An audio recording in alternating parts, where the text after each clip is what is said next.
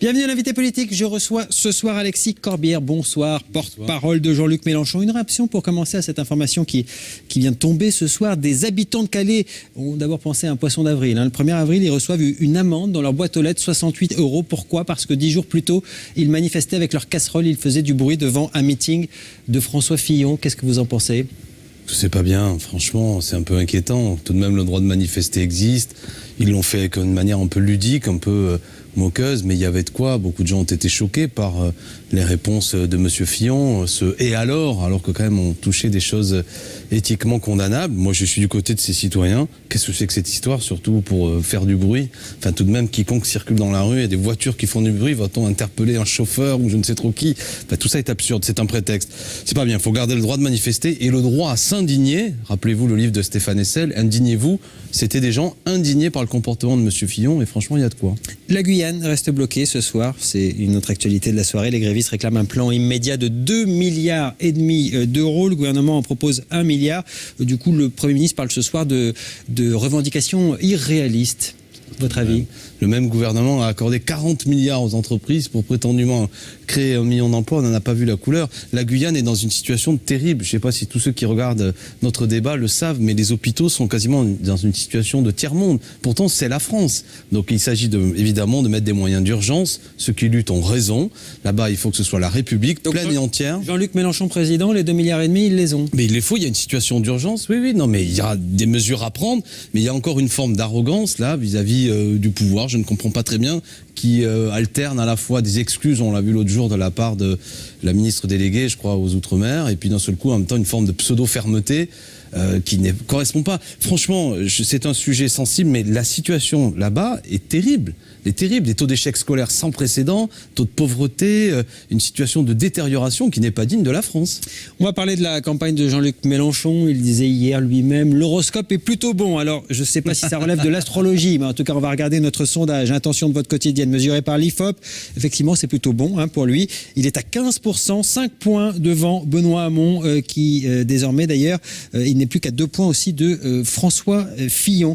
Est-ce qu'il peut revenir dans la course, Benoît Hamon ? Selon vous, est-ce que pour vous, ça y est, c'est dépassé, ça n'est même plus un adversaire, j'allais dire ? Je ne méprise ni ne caractérise de façon arrogante qui que ce soit, ça sert à rien.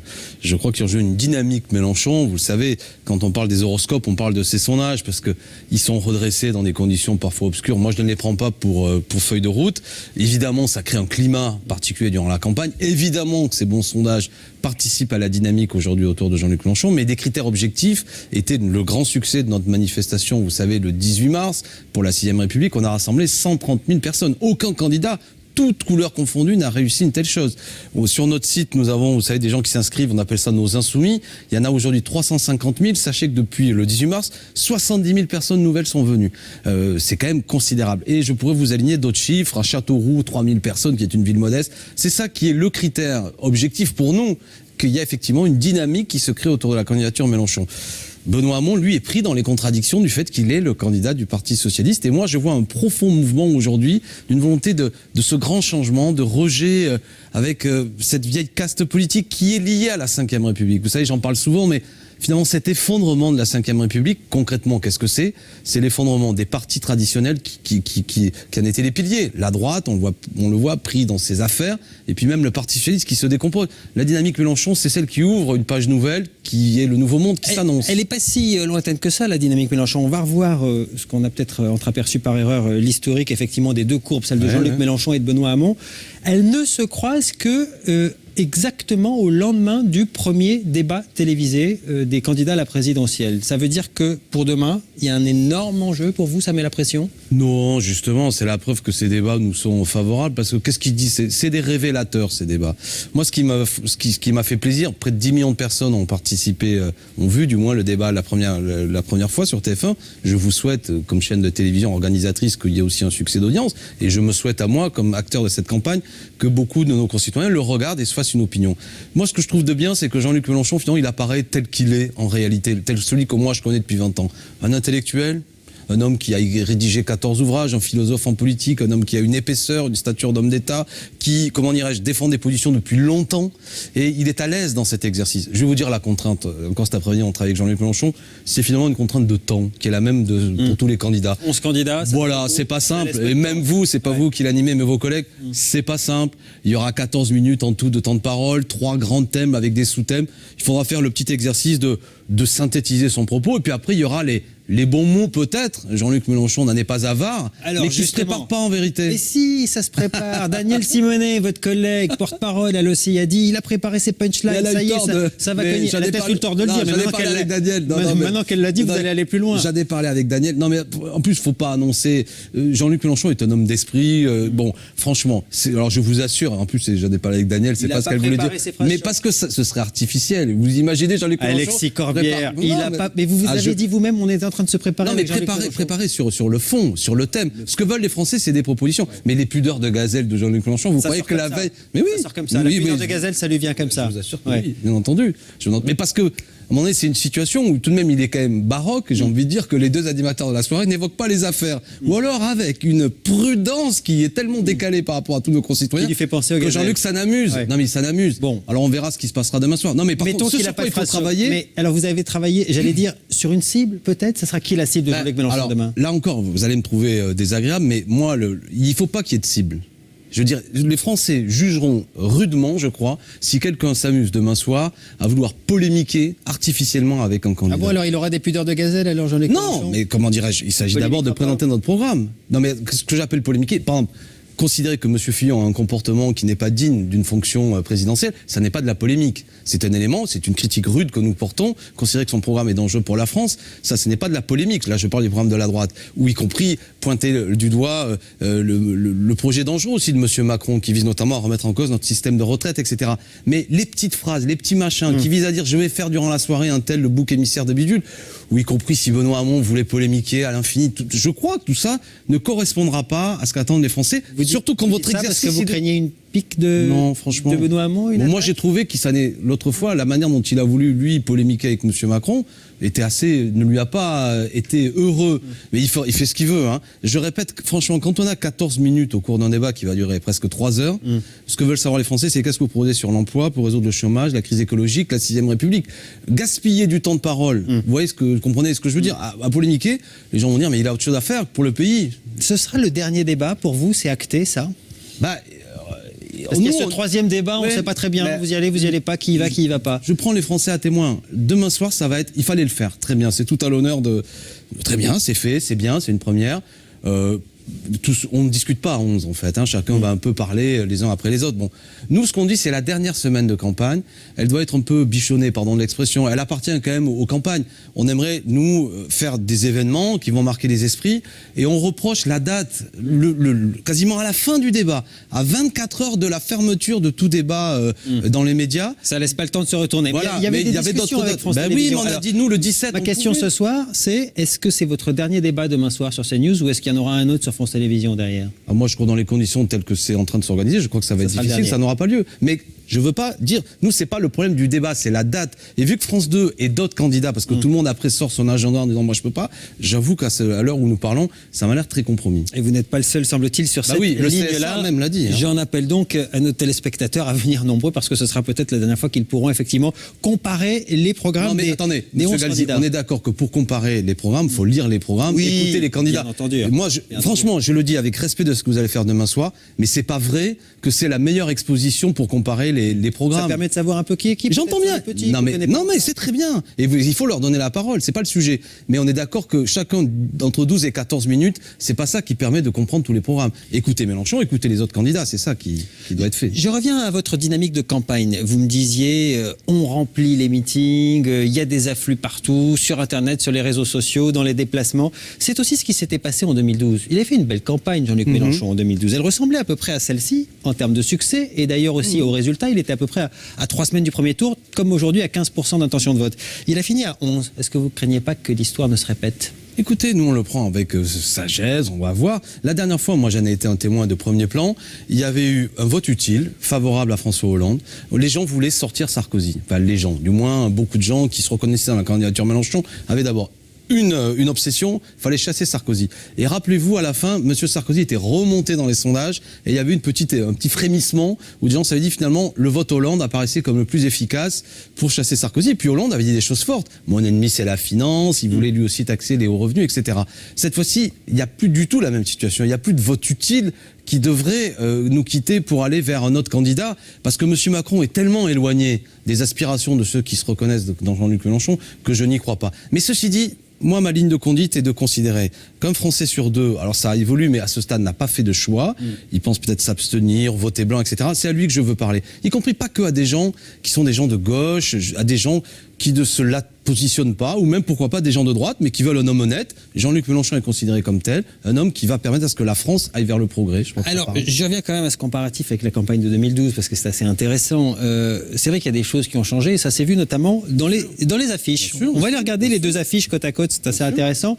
Adieu le rouge révolutionnaire, adieu l'appel à l'insurrection. On est maintenant sur quelque chose de beaucoup plus pastel, plus rassurant, un slogan qui n'a rien à envier à François Mitterrand. Il a plus envie de faire peur, Jean-Luc Mélenchon? Mais moi, il m'a jamais fait peur, mais l'affiche, elle correspond au moment dans lequel nous sommes. Et ça, c'est une discussion qu'on a eue avec Jean-Luc Mélenchon il y a un an. Le pays est troublé.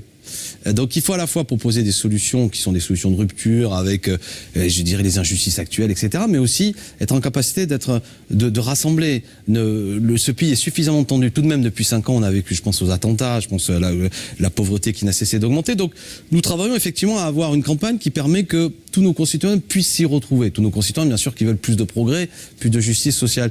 Donc voilà, il est où le vrai Mélenchon? Parce que j'entends bien que vous vous adaptez à la situation, mais il est où le vrai Mélenchon là? C'est celui qui disait le bruit et la fureur, ou c'est celui le bruit et la fureur, c'était en 2010. Oui, c'était une période où il y avait les années Sarkozy, où la droite tapait fort. Il s'agissait d'incarner une forme d'opposition à cela.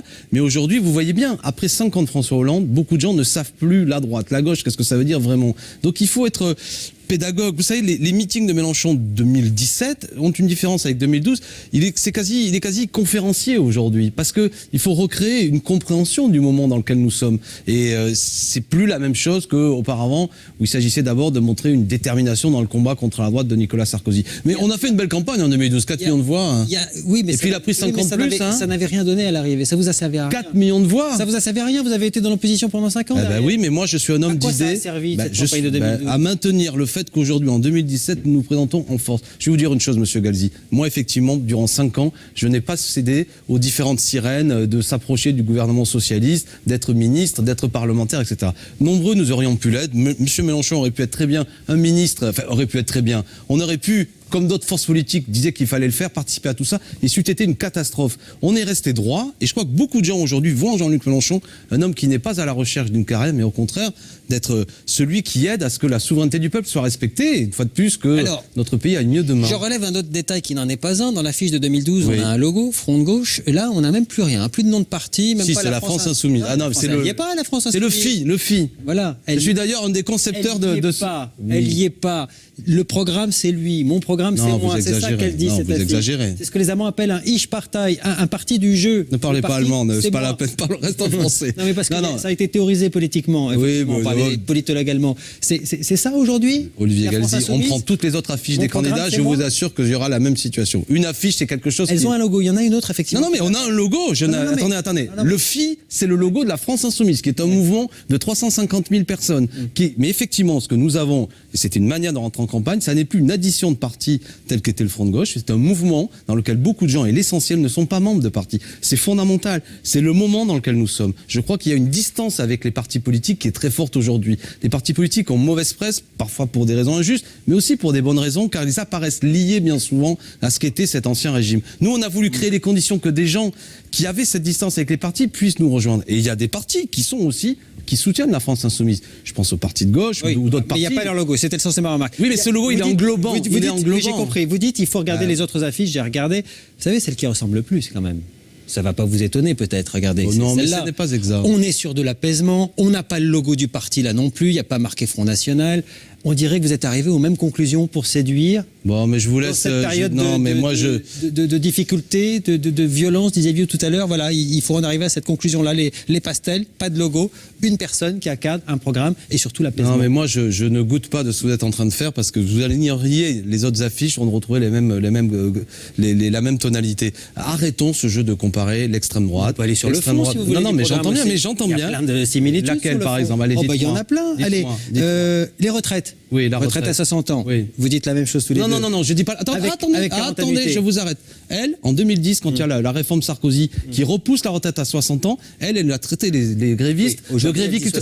Oui, mais aujourd'hui, vous pourriez dire qu'elle a menti. Je parle du programme a jamais 2017. Oui, mais attendez, vous avez de la culture politique parce que vous allez vous faire avoir par le Front National. Vous pouvez quand même rappeler. Monsieur Corbert, je me fais avoir par personne. Je pose les questions aux gens qui sont en face de moi. Quand j'ai le Front National, je leur pose les questions que vous vous posez. J'invite chacun des journalistes à ne pas gober le programme du Front National sans aucune mémoire. C'était pas ma question. Si, vous dites on a les mêmes programmes. Alors je continue. Nous, on a toujours défendu la retraite. 40 annuités. Ok, elle a changé d'avis, mais aujourd'hui dans le programme c'est la même chose. Mais c'est pas secondaire. Défense des services publics dans les territoires, c'est très important pour vous, c'est très important pour elle. Protectionnisme économique, c'est important pour vous, c'est important pour elle. Même réserve sur l'actuel traité européen. Il y a quand même beaucoup de points communs. Vous le savez très bien, Alexis elle, Corbière. c'est une nationaliste. Elle est contre toute forme de solidarité entre les peuples. Son problème n'est pas qu'elle soit contre l'Europe libérale. Elle est contre l'Europe en tant que telle, parce que c'est pour ça qu'il faut avoir de la mémoire. Sinon, on se fait tous avoir par l'extrême droite. Si on comprend pas qu'elle était la directrice de campagne de son père, qui était un antisémite, et que ça lui posait pas de problème d'être la directrice de campagne d'un antisémite, on comprend, on se fait avoir. Ne vous laissez pas berner. L'histoire de l'extrême droite, non mais je parle pas à vous, je parle à ceux qui nous regardent. L'extrême droite, elle s'est toujours déguisée en quelque chose de plus social. Mais il faut comprendre d'où elle vient. C'est pourquoi je dis tout de même de la voir aujourd'hui défendre la retraite à 60 ans, elle dont déjà le père, dont elle était une des directrices stratégiques de campagne, était pour la retraite à 65 ans. Elle a fait ses débuts en politique en défendant cela. Je répète qu'il y a 6-7 ans, elle insultait les manifestants, avec nous notamment, qui défendions la retraite à 60 ans. Donc elle peut raconter des sornettes. Mais il y a une différence fondamentale entre les deux. C'est que les gens ont vu concrètement que Jean-Luc Mélenchon a toujours défendu la retraite à 60 ans quand Sarkozy l'a repoussé. Elle a menti, elle a dit l'inverse. Vous savez, c'est une girouette qui tourne au vent dans le but, effectivement, d'aller récupérer ce que je disais tout à l'heure. Beaucoup de Français sont troublés. J'invite, pardon de vous le dire avec véhémence, à ce que la presse ne raconte pas que finalement, allez, quand le programme de Mélenchon et Le Pen, c'est la même chose. On raconte rien, on pose des questions. J'entends bien, mais je profite de l'occasion pour le dire. Et vous avez fait votre réponse.